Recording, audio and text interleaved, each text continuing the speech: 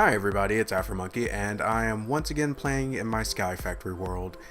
Yesterday I recorded an episode, and, well, I was grumpy and more inept than usual, but I built this revised lava generator using the same principles as before. I'm using crucibles, a heating source, and loading cobble into the crucibles, which melts into lava.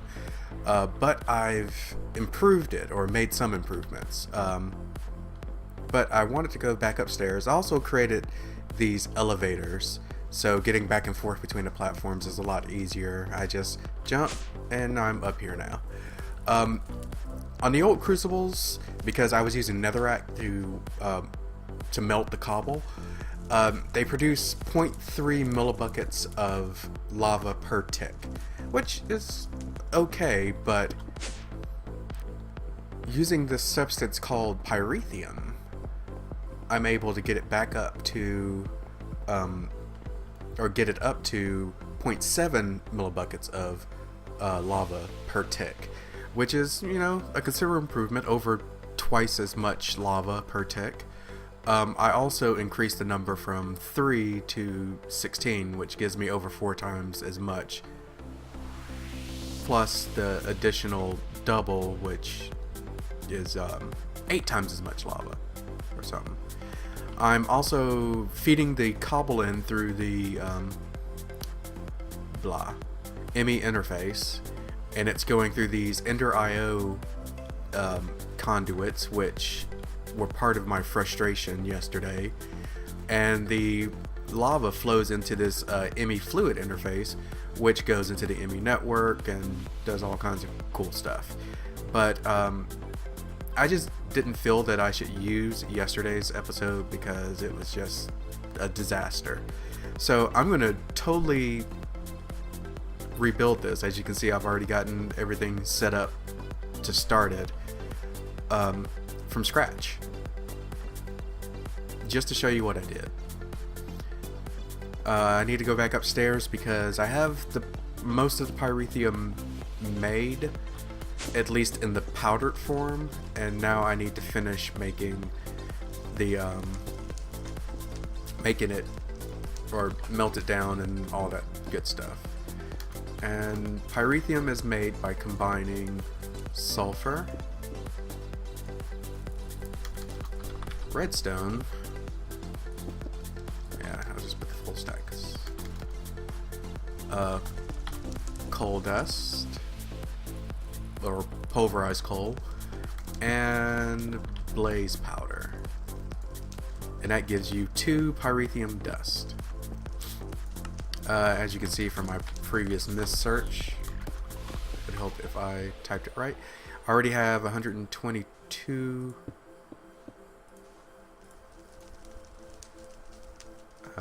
It's 104. We'll just take it all. I don't care. Now we're going to start loading this into this and get it going. I already have buckets in here.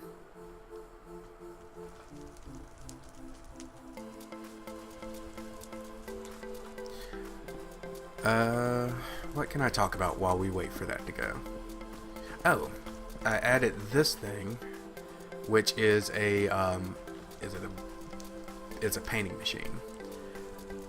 So I can take these, I don't have any on me at the moment, but they're basically conduit facades, and paint them to look, in this case, like oak wood planks.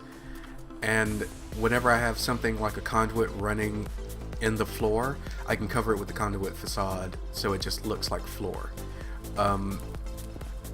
I can see where I can screw that up in the future and forget where I put a cable and have to tear up an entire floor just to find where the conduit is.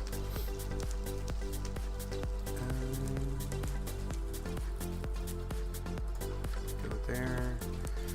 Let's start filling these buckets.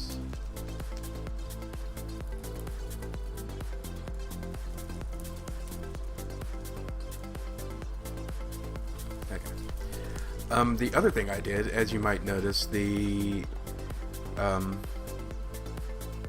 ME assembler was moved downstairs, and I also increased the size of it.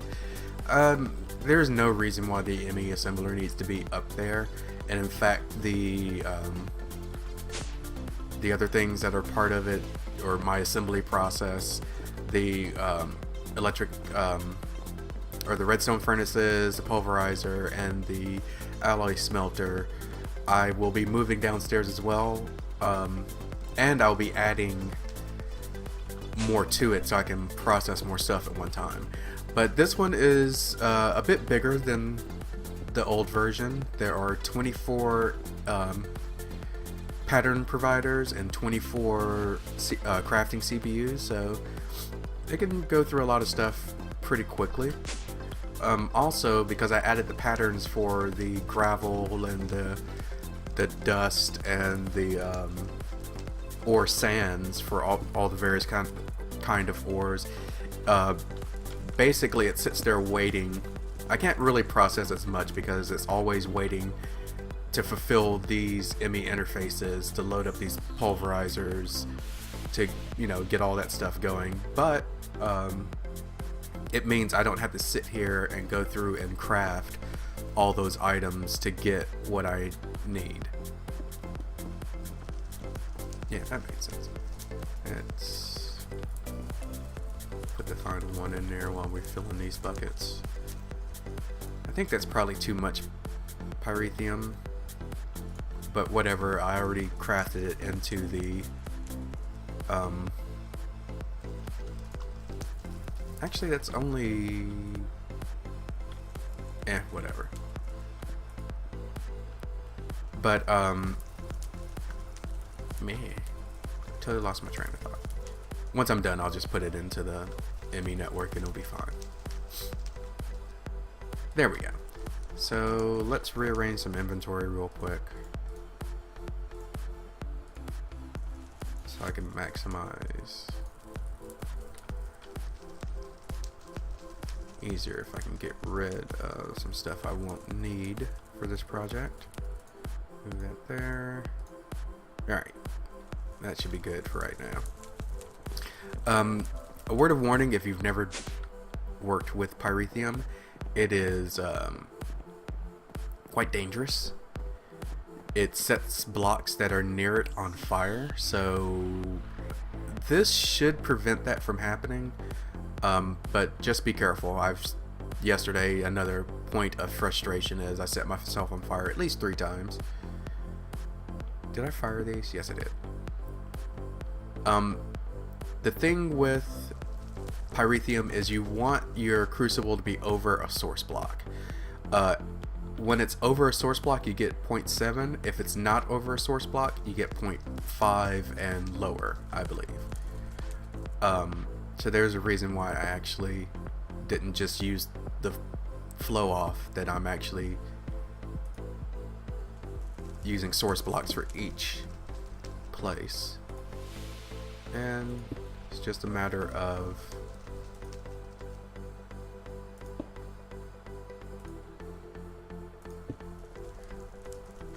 so far so good. It's going a lot more smoothly than it did yesterday.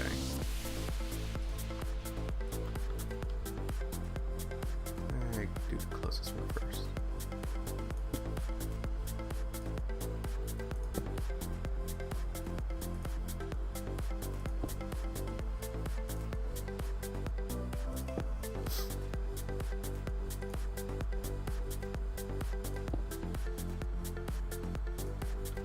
Alright, almost done. You can hear slimes up in the mob farm, and let's move these down. Less squirrel whittling. Oh god, I'm mumbling. Oh god. Alright, so almost done with this phase, and hopefully I won't have as many issues as I did yesterday with placing the Ender IO conduits. They can be a little temperamental, I guess. But before I do that, let's go ahead and finish this stuff over here. So that over there. And let's go ahead and grab these and these. Alright, So first slabs, get everything looking all nice and pretty. Oops.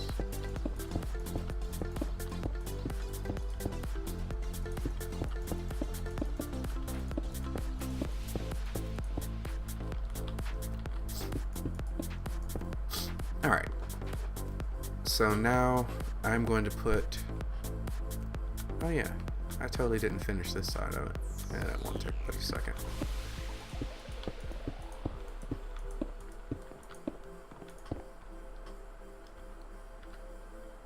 I say as I forget that I put that down there, or in there.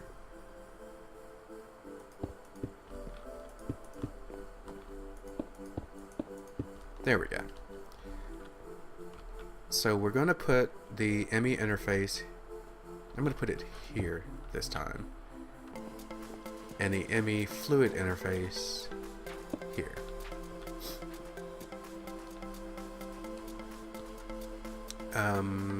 I didn't grab any black ME cable, but I can grab some. Actually, I can grab some right now if I have any crafted. Oh yeah, I have plenty crafted. Alright, so let's go ahead and get this hooked up.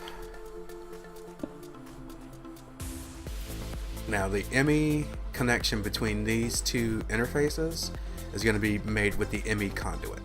There is one flaw in the ME conduit, and not necessarily in the conduit, it's a flaw in the ME interfaces and the ME fluid interface, which is they can't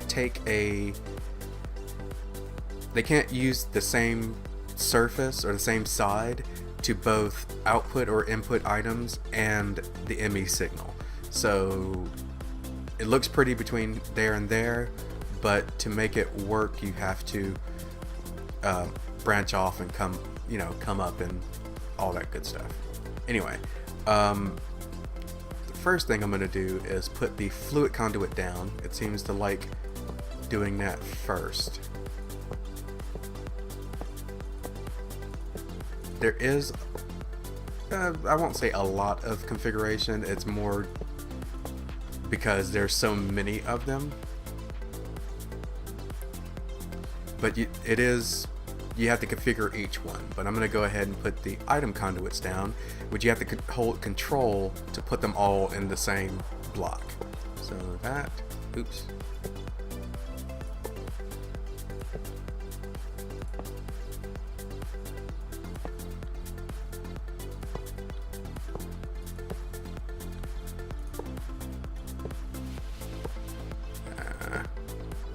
I'll fix that in a second.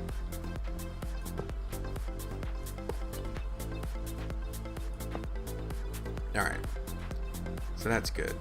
And let's go here, grab this, that away. There we go.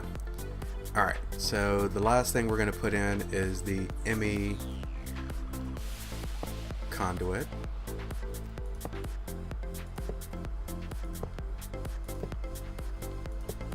And this is just, for the most part, just cosmetic. It makes it look nicer with everything running in the same run as opposed to, there we go, having like 3 separate regular ducts going and cables. Oops. There we go. So that's all connected. Now I just need to configure everything. That needs to go that way. I need to hit it with an open hand. Sometimes it's hard getting, there we go. So it's in insert mode, which is what I want it to, and I don't need to set any of the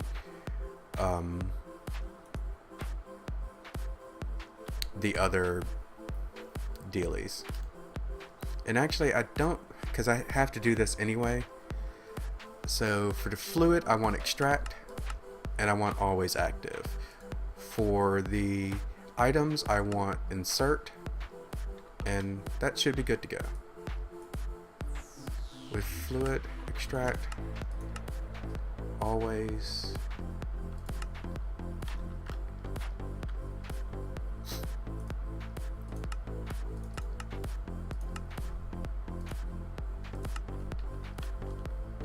And basically you just have to do this with every single one.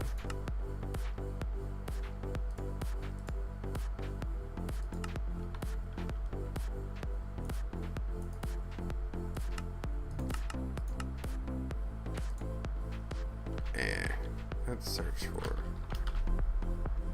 there we go.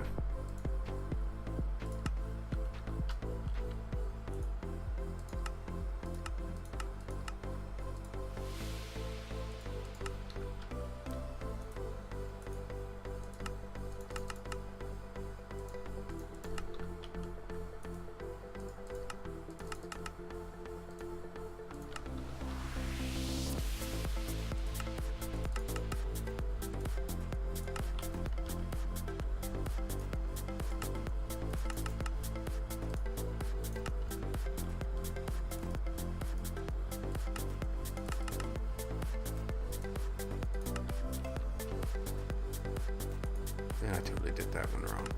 No. There we go.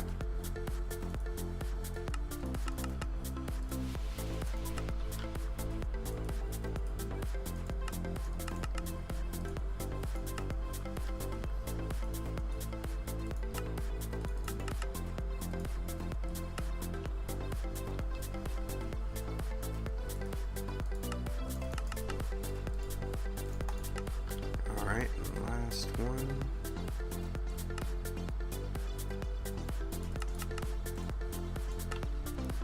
Oh yeah. Would help if I had that.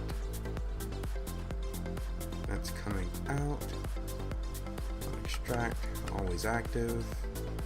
And I need cobble.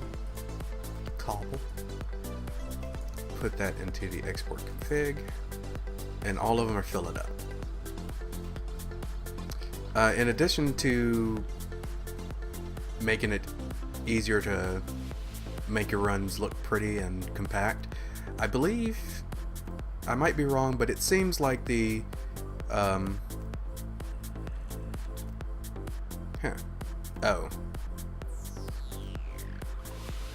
what is insert? Oh, I got those backwards. There we go. But it seems like the transfer rate for the Ender IO conduits is a little bit faster, or faster than other types of transport pipes that I've used, including the transfer pipes and the item ducts. But that is everything in a nutshell. Basically, cobble comes in. I have the cobble generator is still up there, but it comes in from the ME network, goes into the crucibles, gets melted down into lava, and the lava gets shipped back into the ME network. And at that point, I can use it at any point in my network, or anywhere that I have a ME network connection. In this case, I have this ME fluid interface configured to output lava on this face. Lava's coming through. I'm using more of the Ender IO conduits. Goes into these generators, and then there are power conduits that are feeding the power back out into this, and it's going over here to this redstone energy cell, which underneath that it's outputting to the bottom to this Ender conduit with the facade around it there. Over here I'm going to set up some pulverizers to pulverize cobble into gravel, and then I'll set up more to pulverize gravel into sand, and sand into dust. And basically once I do that, I can get rid of, wait for it, all of this. This stuff down here, this stuff up here can all go away. these technically can go away now because I had the sifting tables down there, but I'll just take it all out at the same time. These are probably moved downstairs as well, and I'm just emptying this area out. I'm not sure what I'm going to do with it after I empty it. The smelters are definitely staying where they are. I don't feel like rebuilding these. It was time consuming, although mostly it was time consuming because I was waiting for the building materials, but it just, yeah, they can stay where they are. But the ore pulverizers and the sifting tables can move. This stuff I'm probably going to move after I finish this episode, and add some onto it. Was there anything else I was going to talk about? I don't think there was. That's pretty much it in a nutshell. I don't know if these two will be adequate to get all of my lava usage needs, because I will be basically, this is only destined to power the pulverizers that pulverize cobble. I have exactly enough to keep a constant rate of power to this redstone energy cell, and I'm going to build 50 pulverizers, which should use should use 2000 RF. So this would basically sustain all those indefinitely as long as it has lava. And I'm going to build 50 more with 25 pulverizing gravel, 25 pulverizing sand, and another bank of generators to power that. And then I'll start building banks of generators to power stuff upstairs, and then figure out how I'm going to send that power upstairs. Yeah, so that's kind of my plans for the near future. There's a... Oh, because I'm on the edge of where one of the tree plots is. But yeah, that's my plans for the immediate future. Hopefully I can get this entire bottom section of the base filled up with various machinery that I can wall off and never see again. But that is pretty much it. Thanks for watching. If you liked the episode, hit the subscribe button, and consider hitting that wait, no, I got that wrong. If you like the video, consider hitting that like button, and consider hitting the subscribe button as well. God, that was awkward. Anyway, thanks for watching. Bye.